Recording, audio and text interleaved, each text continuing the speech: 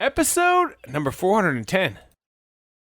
We work the best when there's usually a marketing manager or CMO that's doing something and it's already kind of sort of working and things are Right. going all right, but basically could be better. Welcome to the Be Real Show with Travis Too Tall and Huff, where we talk about life, dreams, social media, and business.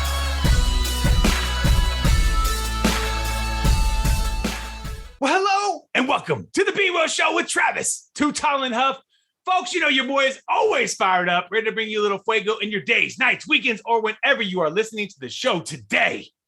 But after this show, I think you're going to want to think about your business a little different. If you are in business or if you're an agency, I think you're going to want to think about your agency a little different because I'm talking to a leader in the game of not only results, ads, based on the business, let's just be real, clicks and clients, baby, which is something we all want nowadays.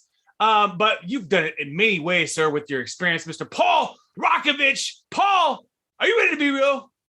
Let's go. Let's go. So along, your journey, before we get into the business, before we get into the nitty gritty, were you always into business? Were you always into like selling things, starting things? How did this evolve? How did this evolve for you? Yeah. Always interested in business. Worked in restaurants after college, restaurants and wine. And even I'd opened up the restaurants for me and Marcus on the Strip in Las Vegas and called a friend one day. We had some heaters outside. No one would come and replace the propane tanks. So I was like, all right, go on Excel, get your truck down here. We've created our first business. Wow. And it was kind of funny because the guy had to pay it got a petty cash, and after a while he's like, who are these people? And I'm like, hey, they deliver, it's all good. Wow. So you figured out the problem. You figured out part of the problem was in the business didn't have propane. No one would come because it was too small of a deal. It was too difficult to get in and out of the mall, and just no one wanted to touch it. So then we took all the profits from that, put it in the next business that did not work. So there's still some jokes about that. And it wasn't a lot, but basically I started selling stuff online around 2001. So a friend of mine had introduced me to this concept of drop shipping and selling stuff online. I was still working in restaurants. So I would started drop shipping, then inventorying products, and then eventually started the agency and left the world of restaurants and wine behind. But that was kind of the past. So this aha moment was drop shipping. And then I said, I'm going to do that. And then I emailed this guy and said, I'd like your drop ship price list. He emailed me back, here you go. And I was like, holy cow, I guess here we go. Here we go, baby. And that what? So it was a Yahoo store. Yahoo store. I was going to ask you what the platform was at the time, because nowadays, folks, there's so many different ways you can sell.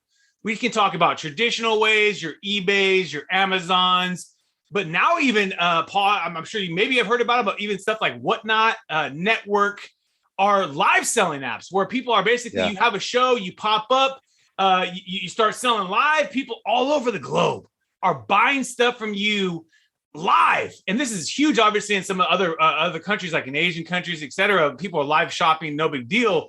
Now here in America, I think the fifth wave of, if you want to call it the drop shipping business, is, hey, I got all these drop ship products, but I'm basically running my own home shopping network, right? Totally. Yeah. I pop up live based on building a following, et cetera. Back in, they got me on my drop shipping. They ship out my address. All I got to do is send you my Excel file. Hey, guys, here's my orders from the show. Similar to an eBay or an Amazon. But the beautiful thing is, this is the beautiful thing about the live show, is you're selling, baby. You create the show, people like you, and they buy in. And unlike your Amazon or eBay, where, you are going to get pickup sales, no doubt, et cetera. Sure. Obviously, even the Yahoo store days, just being there, you pick up sales just organically. But now I think even the beautiful thing is everyone has the power of all these, from home shopping network, you're selling stuff to people, as well as eBays, the Amazons, or your own Shopify website, et cetera. So it's so crazy now because the playing field has completely changed, if you want to call it, in that there's just so many types of places to sell, which is awesome. I think, that was back when I was in the car business a long time ago to now, was you get a good card, but then who are you going to sell it to? You got to go sell it back to the dealer. He's not going to pay you the full price. So there wasn't the eBays and and so it's the beautiful thing about the internet. So talk to me about, Paul, what were some of those first products that you were selling? What were some of those first Things that Oh, there's two. Yeah. So we had the Cash Flow 101 and 102, the Rich Dad Poor Dad games. So we Ooh. were inventory. Well, at first we were drop shipping those. So the cost was 100. The retail was 200. There was a guy selling them for like 123. We sold them for 149. And then Tony Robbins products, same thing. Really? This is what the initial guy did. He sold, drop shipped like Speedo, like swim equipment for like racing, and then built a book of business. Then went direct to Speedo and said, "Hey, I'm selling a bunch of your stuff. I want to buy direct." So I drop shipped. Then I went direct to Tony Robbins, Rich Dad Poor Dad, and ended up inventorying the product. Those were really the first two. The Get the Edge CD set, same thing. It was about $100 wholesale, 200 retail. Sold it, discount for $150. So And you just make a quick 50% margin instantly, and obviously at the time, even still now, the demand for those type of products, knowledge, courses, education, etc. But even then, that was hot. I mean, that was a hot time. Yeah, they didn't have YouTube. Absolutely. You didn't have YouTube University and Audible and things like that. That's how people learn. You waited for your CDs. Yeah, hell yeah! I remember my mom getting them. I remember my mom getting them and listening to some of them. I didn't know what the hell half of them were because they were talking about interior design or whatever she wanted to learn about. But that was the truth. That was how you basically learned back in the day. And so those were some of the first the knowledge products, etc. And then what point did you say, okay, I understand the internet. I figured this out, how to do ads, how to figure drop shipping, but the agency, the service model where I can do this for others, obviously for my own businesses, but for others too, which is a beautiful thing. You can do both, serve yourself and serve others too as well. Yeah, I was having a chat with Perry Marshall early on, or I guess not early on, back when he was like running some of the programs and stuff himself. So it was like a coaching call. I said, the Tony Robbins people, like I'll go to the office, like at the VIP tour, I'll buy like $20,000-$30,000 in products. And then I would get a letter in the mail like every 6 months from their legal team, like, where did you purchase these products? And who authorized you to do this? Weird. And we're going to sue, I was so like, there's like a disconnect between when you were buying to when you were selling. Yeah. So I remember talking to Perry and saying, I got to find something else to sell. I feel like this isn't going to last forever. And it was never quite enough to like totally replace the income from the job. And so he said, just go do this for other people. So I knew how to run ads and started taking on a couple of clients. Right. I think he might have referred me the first few. I cold called a couple people back in the day and like sent them copies of their ads. I was like, this ad's terrible and here's why. And so you take an ad that they were doing, because this is the classic move for anyone in advertising. I would always take it. I think this is the best move because I would be working in the TV business and I would do the exact same thing. Two ways. Either your ad sucks or, hey, your ad's awesome, but it's not on my station. Let's get it going on my station. You're ready. You already got the commercial ready. That's like part of the half of the battle. But then in the secondary, truly analytical model is, hey, this is your ad. This is how it could be better. Essentially, kind of is the model you kind of, and so you give them some upfront advice, upfront critique. Yeah, and he actually called me back. This guy, Dr. Parsley, he's still out there. He actually called me back. And then we talked for a bit and I don't think he quite understood it. And then he called back again, like maybe a second time. And that was it. He was one of my very first clients, him and a jeweler out of Los Angeles, who's still a client to this day. Wow. And it was like, $300 a month or something. And right. Just consistent. And then you always can scale up. I always say that's the biggest model in agency business is I think people go too big and then they gotta do good work. Yeah, you do good work. I want $50,000 campaign. Okay, well, are you ready for this? If I send a lot of times we just don't get the clients ready for these things. I would say quite often on the TV. Hey, if we hit you on Oprah, you might get 100 calls right now. Like if you're on Oprah, there's 50, 60,000. Sometimes there was 100,000 people watching at any given time. And hey, are you ready to pick up those phone calls back in? This is early 2000s. Are you ready to pick up those phone calls? People weren't going on the internet and they weren't buying things on the phone as much, so it was phone calls. And even still today, a lot of businesses, are you ready to get the inbound traffic that you're going to set up if you go blow a big amount of budget like that or get on a big show or et cetera? And a lot of times they aren't even ready for that. I don't know what the hell to do. I send it all the voicemail. Well, you know what happens on voicemail. No one leaves a voicemail. Yeah, I mean, very few people are going to leave. They're like, oh, I'm busy. This guy's busy. Forget it. Yeah, especially if it's something timely, especially if it's something, relevant and they need to make a purchase or act or et cetera right then, right now. They're going to go to the next guy. Hey, pizzeria. Oh, next pizzeria, et cetera. And so the beautiful thing about the digital, though, I always thought was you could edit, you could always make changes, and all the targeting that came into. I mean, that was the beautiful thing, Paul. When I started seeing ABC talk about push to us, hey, abc.com, and we're going to be pushing all our shows on demand on abc.com. I was like, oh shit, this is crazy. Because now I can actually show you how many ads, people saw your ad. It was hard to do on some of the TV stuff. Now I can actually show you analytics and some of this stuff that we now obviously take for granted. But that's the beautiful thing today, don't you think, is that this business is so tangible and targetable. And talk about the kind of customers you work with, because you have those first customers. What are the types of industry or businesses or types of businesses that we can gravitate to you, and that you just enjoy working with? We work the best when there's usually a marketing manager or CMO that's doing something and it's already kind of sort of working and things are going all right, but basically could be better.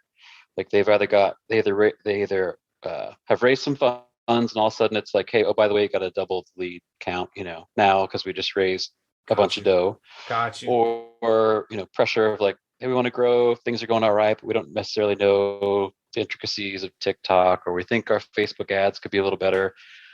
Those are the funnest projects where some things like already kind of sort of working well, and we can come in and look at what's in there and immediately go, oh, targeting's, gosh, did you know a third of your spend's going from like under 18? Like some real simple, you don't have any video ads, or there's simple wins. So those are really fun. They already kind of have some of the base story. They kind of already have some of the foundational elements. And they're trying it. Let's just be real. They're making an effort towards it. So that's an easy advantage versus someone that's on zero. I still have customers right now.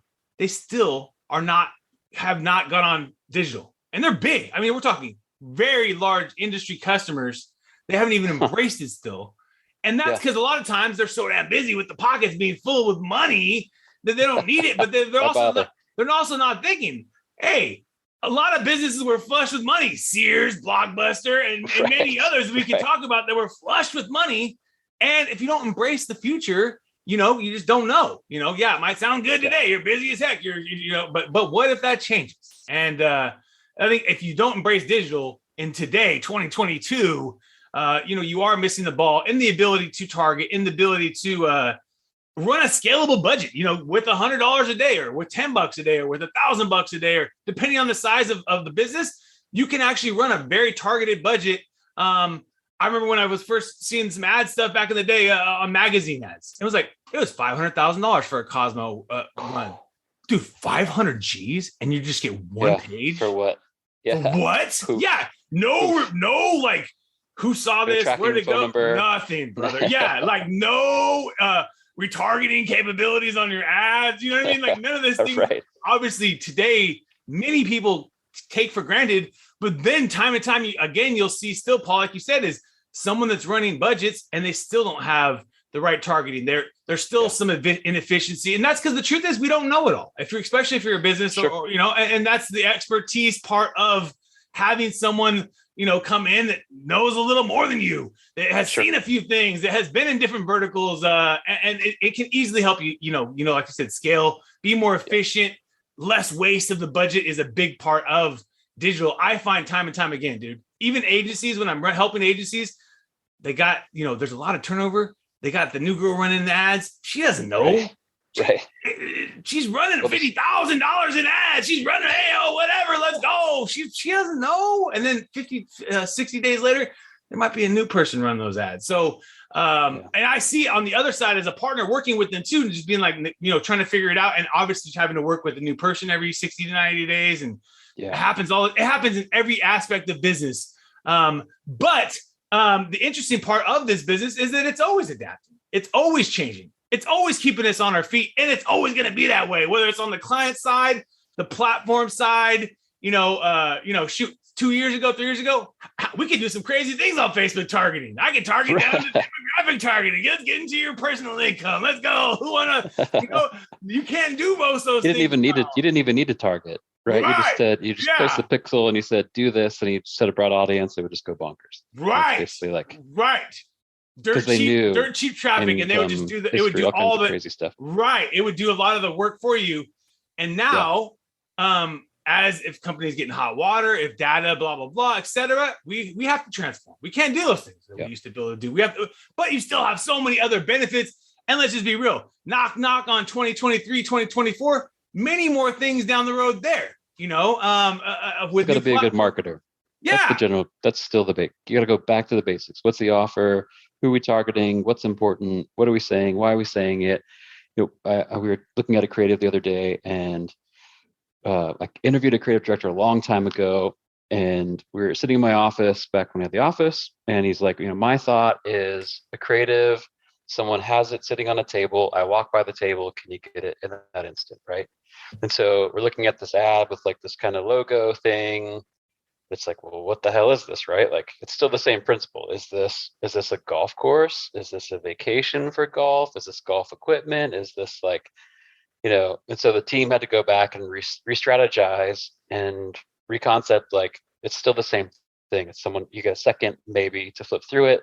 If it doesn't hit them right away, same as you like having an ad on your desk, someone walking by, it's not going to work. And so I think it's back to fundamentals. The kiss in large part.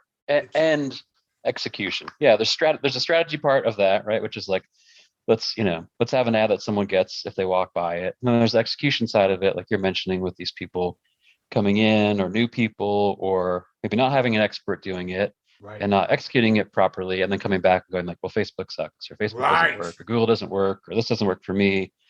So you kind of have both pieces of the pie. The strategy piece and the execution piece have to be right. But I feel like it's back to basics on old school stuff around offer and copy and audience, now that it's not quite as easy on Facebook.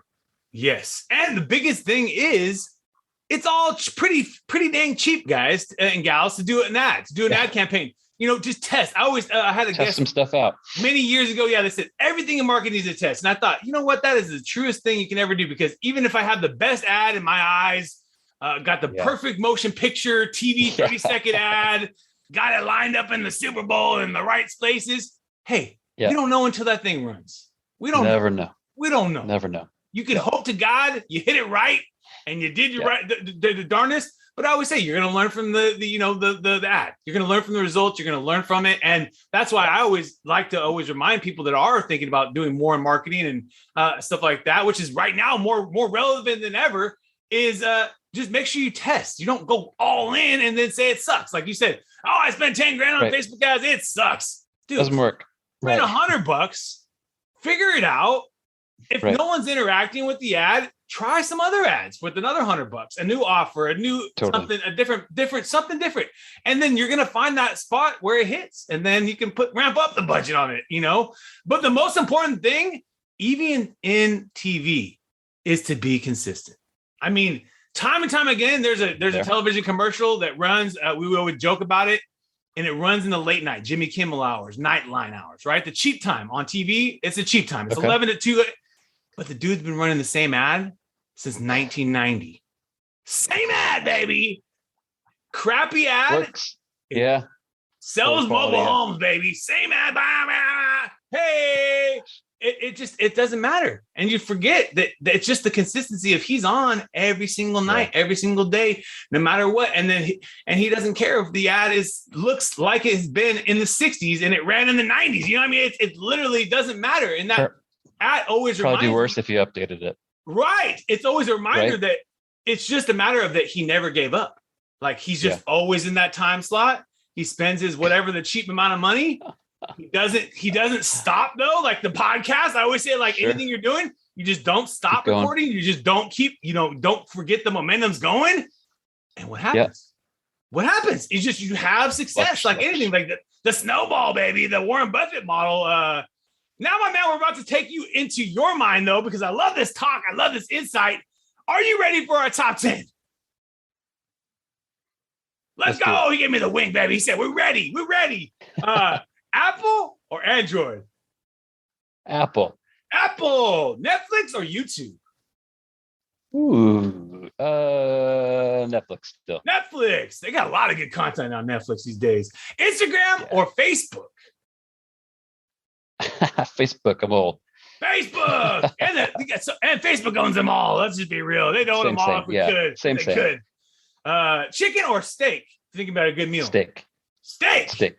Laptop or smartphone? If you had to hit the door right now, you're out the door. We got the laptop. And then Spotify or Pandora? Spotify. Movies or video games? Movies. Reading books or listening to books? Oh, listening to books. That's really good.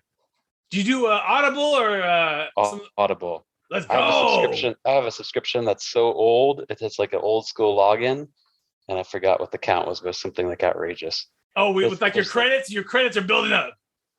I have like 400 books or so. I have 355 titles. Bang, baby. The best thing too about that is that you can always just take them off your device, refresh them, and bring them right back to your right back to your mind if it sticks to your soul. I always say, and obviously the cool thing about the app too now is the discovery, the new things that are coming, based on what you just listened to. Hey, here's a new book, Paul. Here's something interesting that you may have never discovered.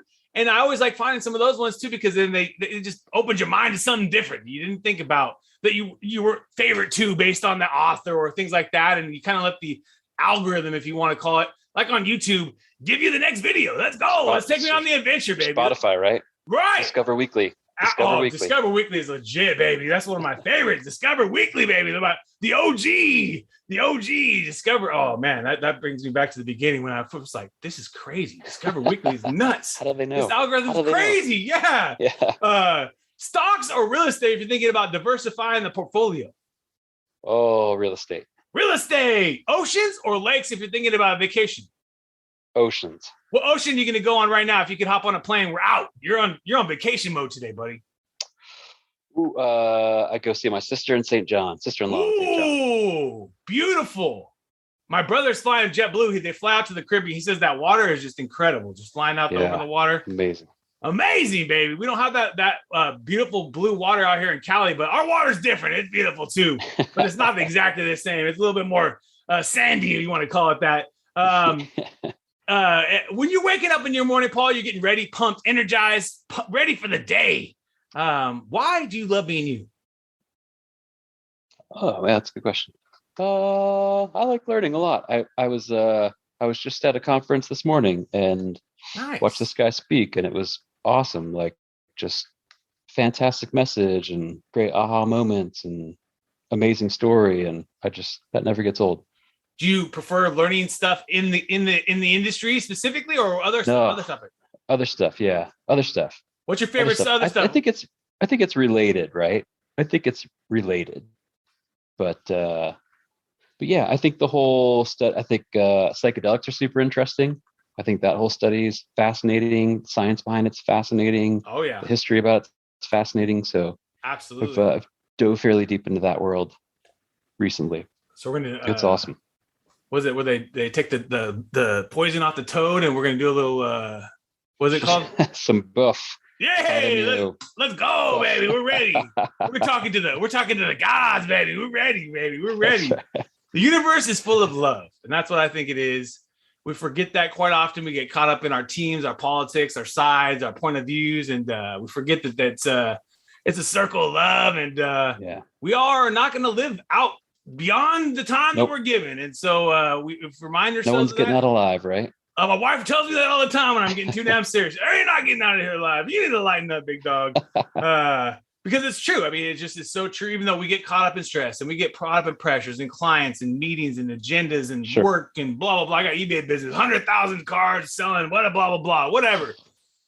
The whole point in general is in your life, you get this time. You get the moment.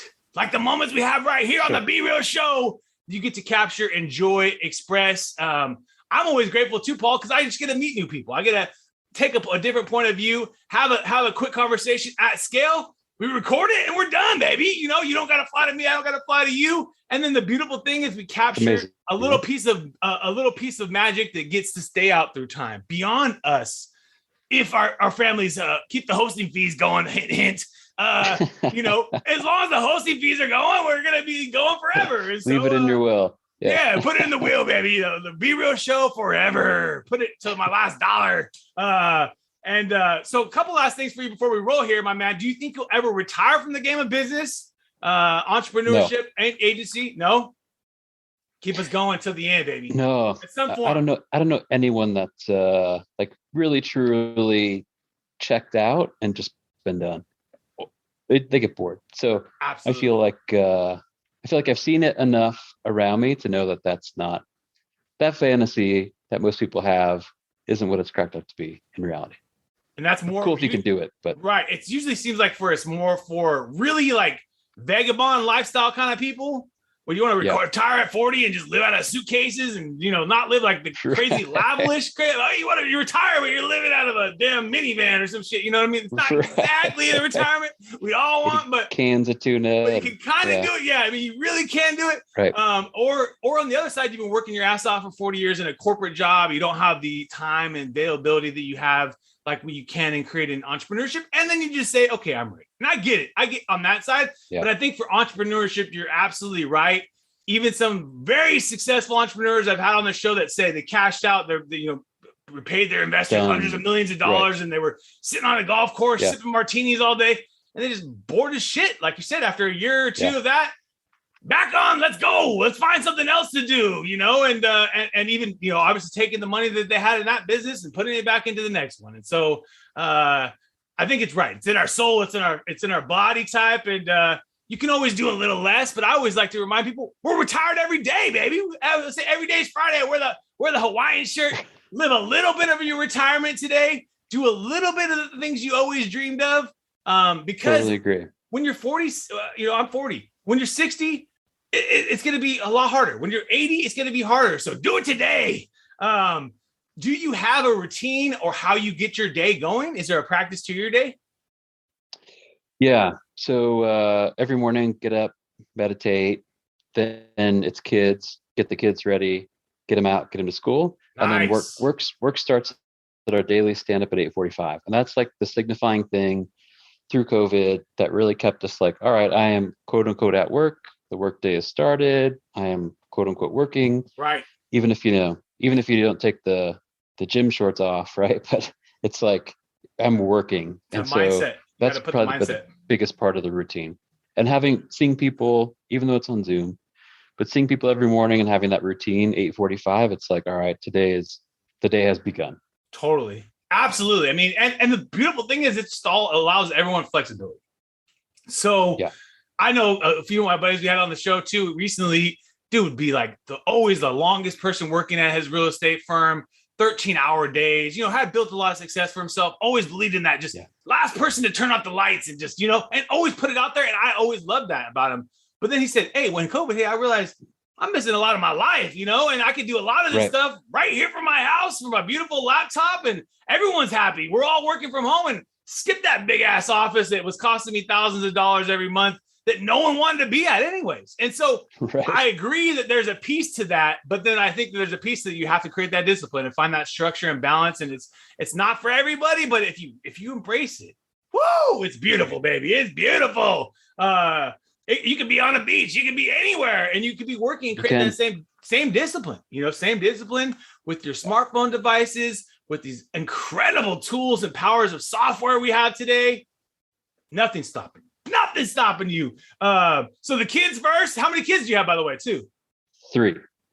So you got your hands full, my dude. I got 2. Yep. We got the hands full, baby. We're ready. Is there a skill you're trying to master? Is there something you're trying to get better at, perfect, or just push yourself at? I'm working right now with a leadership coach still, like nice. Many years in. So she was an HR executive that had a bunch of exits. She doesn't really exactly work. And I went to her towards the end of last year and said, I want to figure out how to be a better leader, how to better manage people. And it's a skill I need to work on and get better at. And so I'm working on my stuff still Dude, that's with awesome. that, from a business standpoint. And then Right. personally, I'm working hard to be a good skier. So skier, baby, on the slopes. Better watch him on the slopes, folks. He's in the diamond. He's on the black diamonds, baby. He's going down the hill, baby. I love that. Still working hard at that. You got that. That's a difficult one too, man. That's a difficult one but a lot of adrenaline as well as very good workout too. Workout, it's all technique, and I'm in an online ski group, so I take a video, I upload that, and a guy in Australia will teach you. Gives feedback. Wow. And says like, hey, I noticed this thing, I see this thing in the video, next couple laps you go out, like work on that. And so you can't see what you can't see, and this guy's literally on the other side of the world giving feedback. That's like just how crazy things have gotten. It's really cool. The scale of our lives and the ability to be able to take that and like go out and get multiple opinions and, hey, let's put it out there and give me some ideas, man. Let's go. Tell me how to be better. And then, like you said, across the globe, you don't got to come to me. I don't got to come to you. Let's go. Let's do it. And then in that moment, there is friendship. There's trust. There's things that are built like we live in normal life that you just can't do at scale. You can't just go hop on planes and be a dad and be an entrepreneur and then be talking to this guy in Switzerland or wherever, but he can now teach you. And then obviously that makes us better. If you're willing to take that critique, if you're willing to put yourself out there, the beautiful thing about technology is, like you said, it's everywhere. It's like, it's limitless. You could be learning from experts all over the globe. And literally be sitting around in your house. You'd be like, hey, let's go. I'm learning. Okay, tomorrow I'm going to go do that. Let's try it, and you're going to see, obviously he knows something, and if not, you just take his critique and say, I tried it. It didn't work. Let's go. Sure. Right. Like what's the worst can happen? If you video that, he'll give you another critique on it and you might not do it right. So that was, I took this copywriting course years ago, and you watch a video. It's like, here's how you write a headline. Right. And then you would go and you put it in this classroom, and a professional copywriter would like tear it to shreds. And so like you think that but you don't really know. Right. And same exact thing happens on skiing. Like you watch a video on a demo or on a drill, right?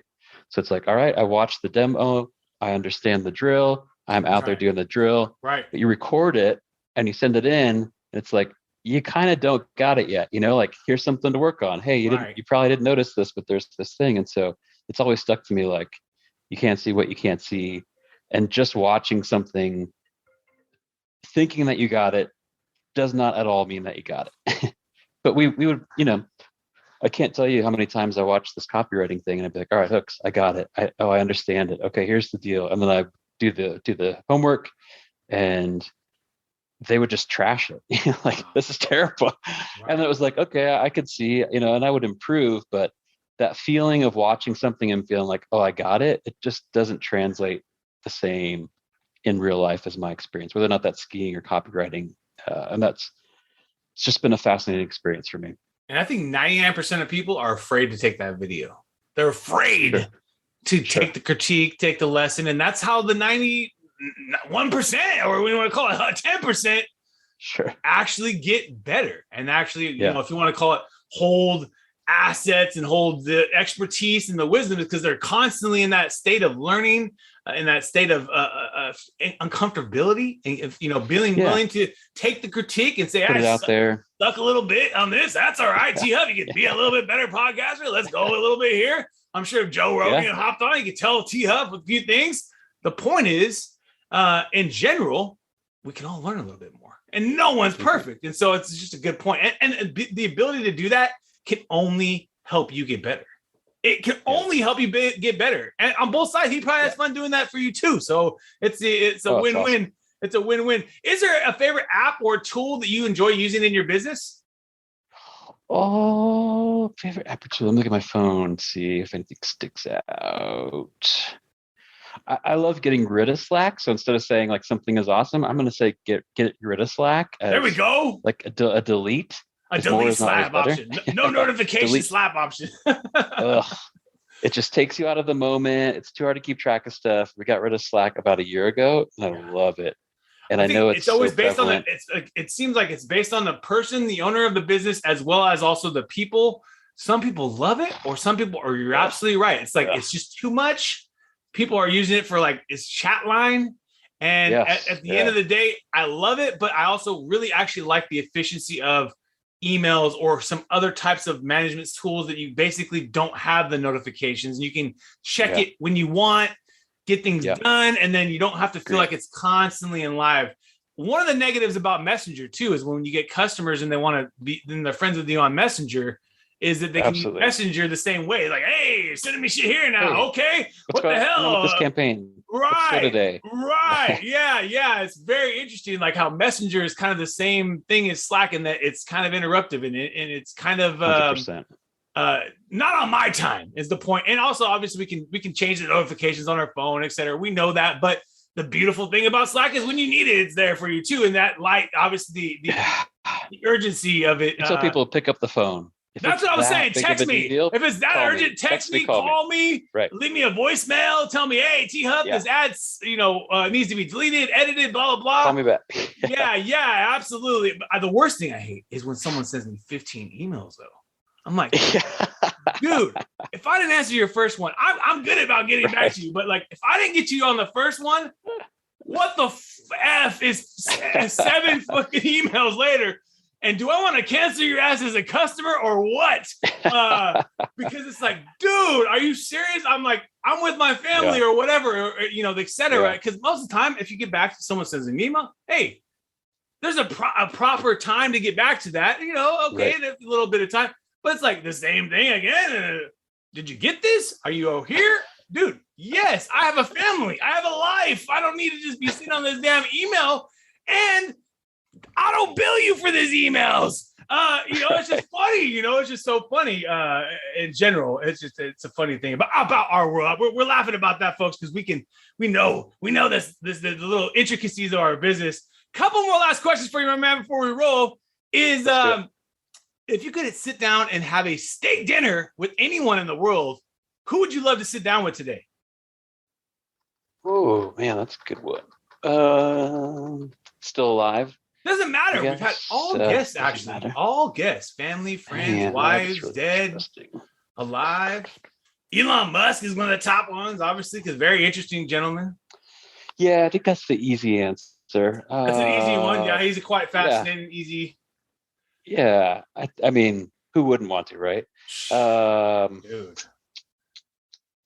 Man, that's a really interesting question. I always think Jeff Bezos would be interesting, too, because he doesn't do a lot of interviews, too, he's built something like where it's like the ultimate kind of business that you're into as well, but I'm also into as well, because it's like that. He started with books, baby, and now he's doing everything. He's like, but I mean, talk about a leader, talk about someone that has built that, but then also protects a lot of things with his time too. He spends a lot of time with his family in the mornings, for someone takes crazy care of himself. And obviously protects his interview time too and stuff like that you don't get a lot of interviews from him, unlike a lot of obviously CEOs and stuff. And I think it'd just be kind of fascinating to kind of continue to learn more about him, because I think there's got to be more information in there that we can all learn from. How the hell do you just build this thing and spray paint an Amazon sign on a damn wall? And we've all seen the photo. Spray paint the damn out. It's a bootstrapping model like a T-Hub loves. And then just throw that shit up on the wall and, hey, we're going to sell books. I'm going to bring them to you. I'm going to drive them to you or whatever. And then next thing you know,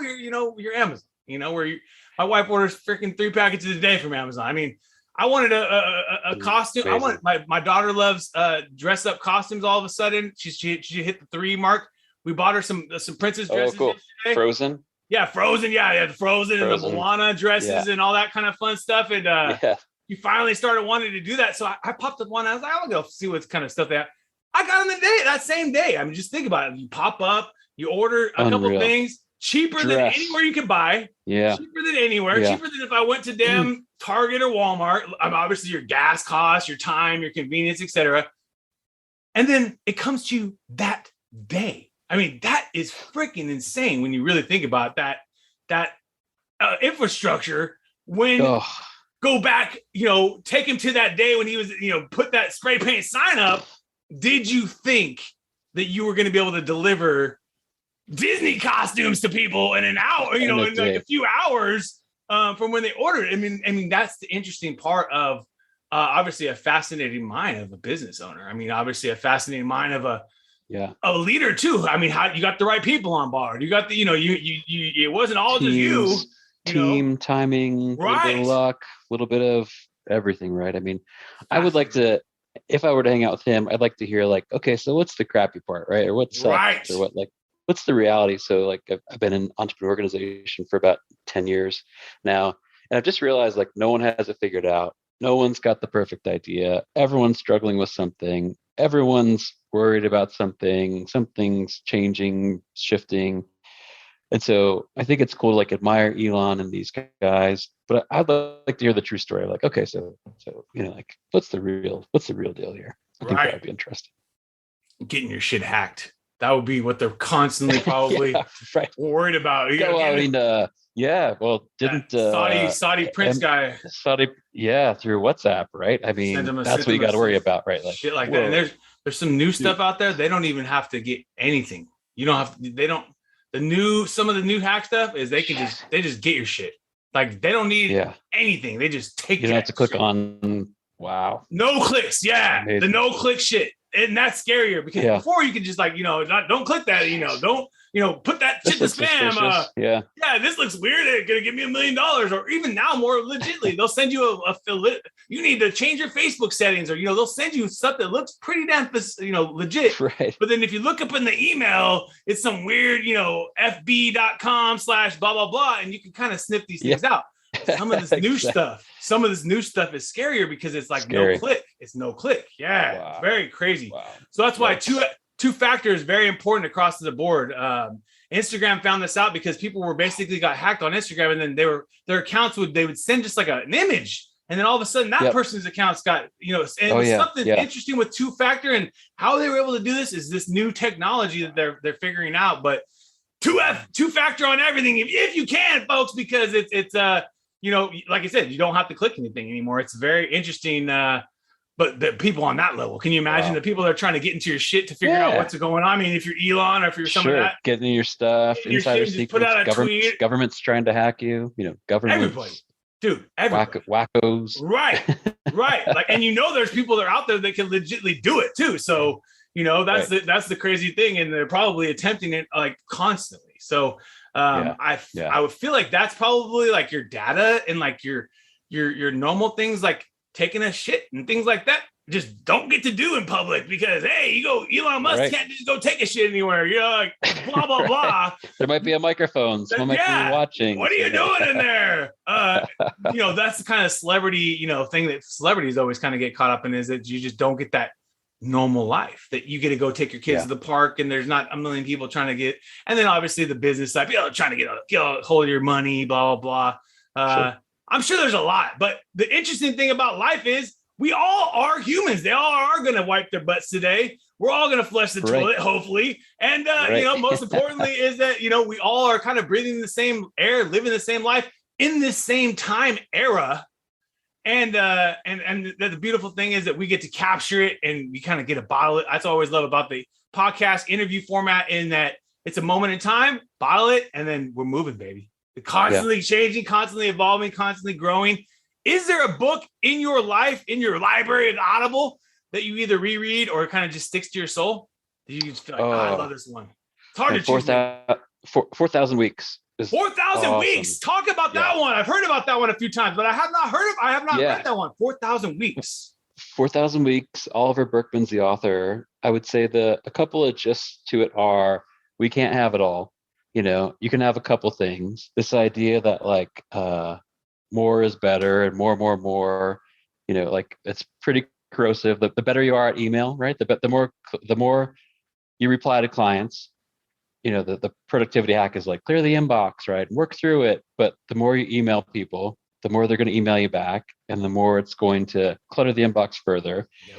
And so it's a really interesting, there's a lot of interesting ideas in the book, but it's like, you're only going to get a couple things, so really focus the time and energy on that. This idea that like, we have to make a dent in the universe, or we have to like, change the world with our business.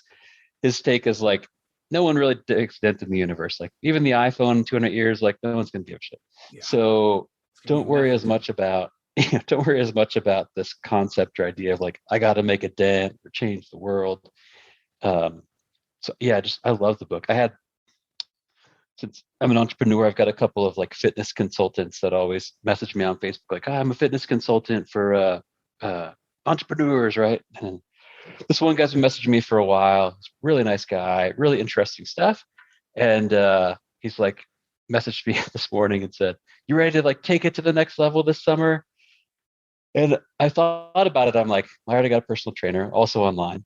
And I went to that trainer and I said, I want to get through ski season. I want to be strong and I don't want to get hurt. Nice. And so like I did that, right?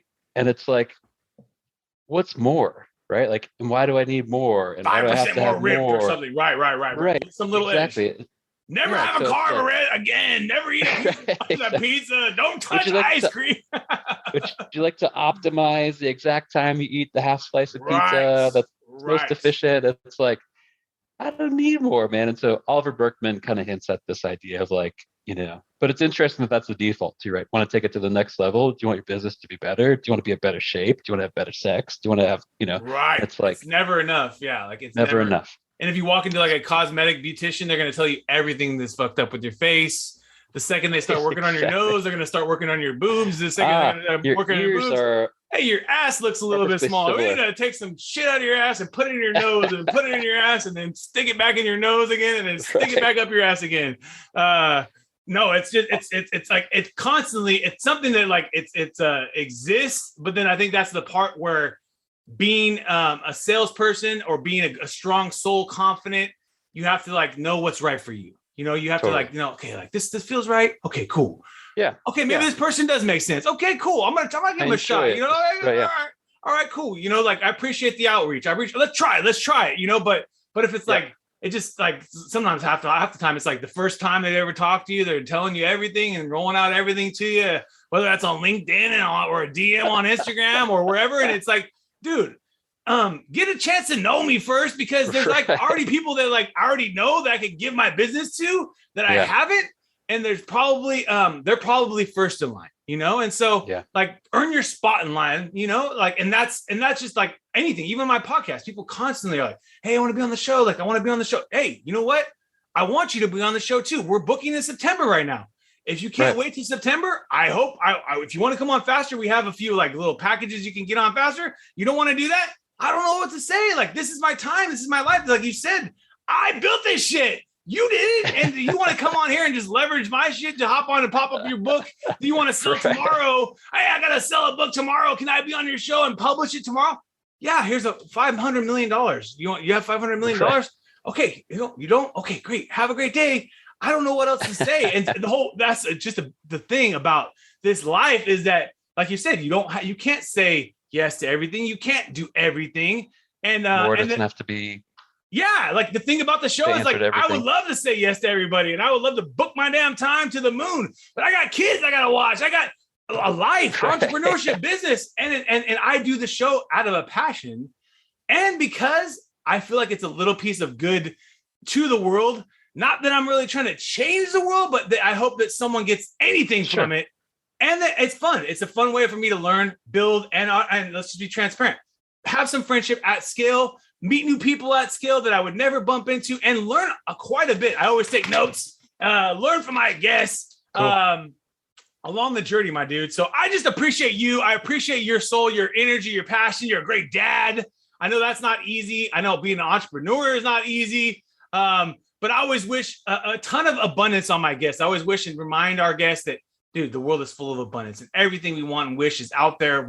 We're already, a lot of us are very blessed. And so coming from a state of gratitude and being thankful for our family and our time and our businesses and some of the accolades we've received and be able to do podcasts and just be able to do these things. Just having the time to do it, right? Yeah. Having the time, and then also be able to have the willingness to be able to do these things, because like I said, there's only 10% of us that are willing to put ourselves out there and get critiqued on the sea slope or, or be on a podcast or things like that. And so that's the other interesting thing about my show is that you're always just bumping into people that are really at the top of their game, because not everyone else is not taking those shots. They're not running businesses and they're just not doing it. And so it's fun for me. It's so much fun. I have so much gratitude.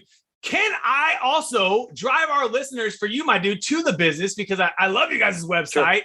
I love your mentality of being a partner, not just an agency. We kind of talked about some of those things, but let's give a plug to the website so we can put it in the show notes. Sure. It's clicksandclients.com. Clicksandclients.com, folks. Put it in the show notes. Just easily, quickly find that. And I always like this real quick on his website. It says, you need a partner, not an agency. Focused on innovation and comprehensive service, obviously getting the full spectrum of digital marketing, but then bottom line, getting those results. And folks, Mr. Paul Rakovich has been doing it for a long time, my dude. And I just want to thank you again for your time and energy. Folks, you've been hanging out with a legend in the game of life, in business, and in digital marketing, baby. Mr. Paul Rakovich and Travis Too Tall and Huff, we want to thank you again for your time today. And let's keep being real. What another epic episode. And if you enjoyed the episode today, can you please do me a favor and subscribe to our podcast, The Be Real Show, on iTunes or your favorite podcast platform. And also take a little time today, if you don't mind, and give your boy T Huff a review. I would really super appreciate it. And thank you so much for listening today. We're all going through a lot right now. And Real-Time Outsource, my business, is giving back to local and small businesses. Through our social media services and campaigns, we are actually helping small businesses get more exposure during these times, and also when we get through these times. At the end of the day, we don't know how long this is all going to last, but most importantly, you got to think about your business right now and take it seriously. So come check us out at realtimeoutsource.com, and we would love for you to qualify and get the process started where we can take a look at your business and see if we can qualify you for some of our services at little to no costs for most of the businesses. And some businesses, you're going to have to pay, but that's just part of life, right? But most importantly is that I think this is the time, folks, that you can actually help thrive in your business. And so I would love to help you personally with our team. We're all going through a tough time right now. So take advantage of us. Realtimeoutsource.com. Check us out. And we would love to do some business with you and help you with your social and digital media in 2020 and beyond.